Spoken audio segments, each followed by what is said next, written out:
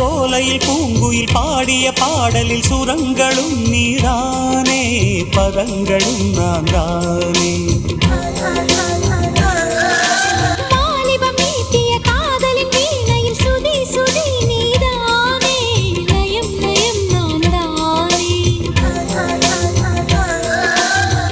எதிர்காலம் கண்களில் நான் கண்டு கொண்டேன்.